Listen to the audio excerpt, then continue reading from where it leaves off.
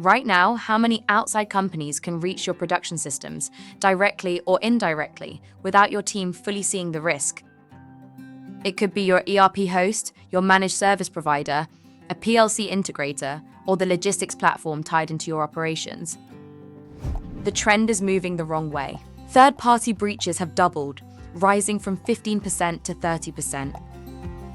And for manufacturers, this hits even harder, because manufacturing has been the most attacked industry for cyber incidents.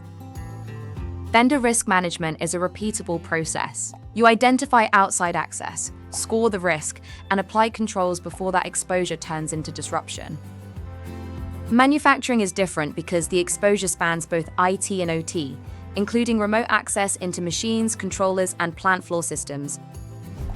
Then there's fourth-party risk. Your vendor's vendors can still create exposure for you, even when you don't have a direct relationship with them.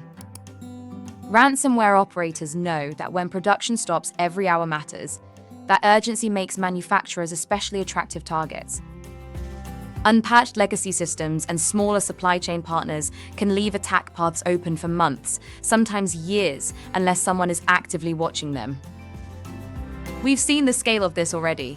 In the Jaguar Land Rover case, cyber disruption translated into major production impact and significant financial loss. The good news is that a strong vendor risk program doesn't have to be complex. It works best when you build it in the right order.